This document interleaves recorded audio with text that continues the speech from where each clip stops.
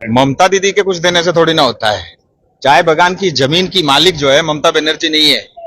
वो 1 साल के लिए अभी टेम्पररी मुख्यमंत्री है और उनको किसी प्रकार का ये अधिकार किसी ने नहीं दिया।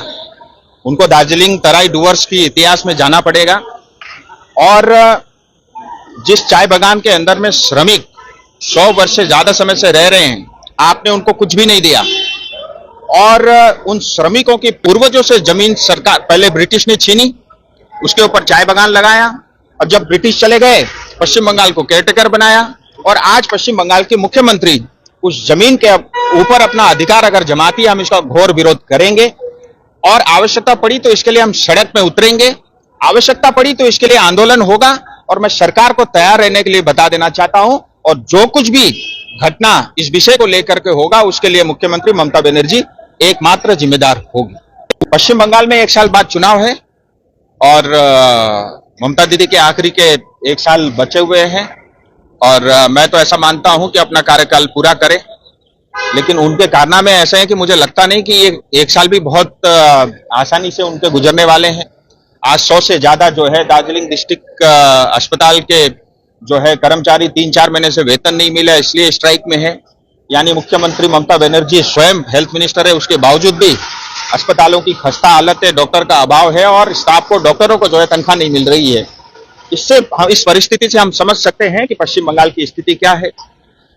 पश्चिम बंगाल का बजट आप सबने देखा, मैंने भी उसको बहुत गौर से उसका अध्ययन किया।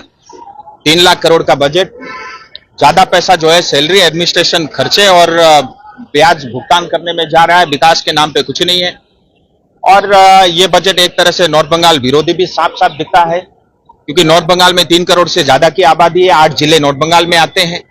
आप पश्चिम बंगाल का बजट उठा के देखिए, माइनॉरिटी डिपार्टमेंट को जो है अफेयर्स को 5,600 करोड़ रुपया दिया है।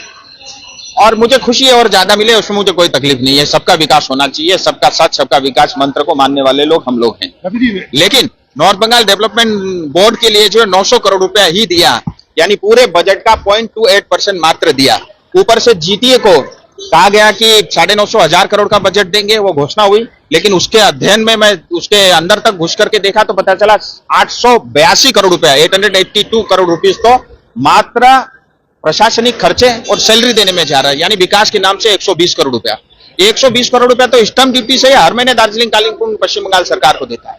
पश्चिम बंगाल सरकार ने हमेशा जो है नॉर्थ बंगाल के साथ अन्याय किया है और उससे ज्यादा अन्याय जो है दार्जिलिंग और कालिम्पोंग की जनता के साथ जो है पश्चिम बंगाल सरकार ने किया। जीटीए को कभी भी ममता बनर्जी ने पैसा नहीं दिया।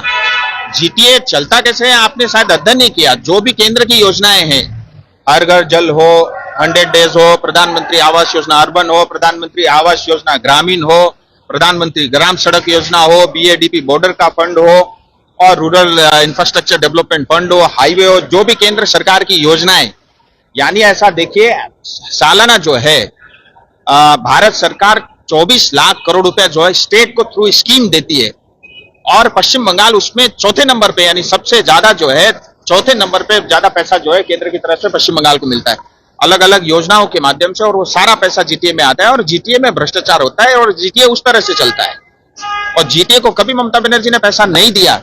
जीटीए के माध्यम से उनके नेताओं को भ्रष्टाचार में डुबा करके जो है हमारी जनता को नियंत्रित करने का जो है काम अब तक जो है ममता बनर्जी ने किया है।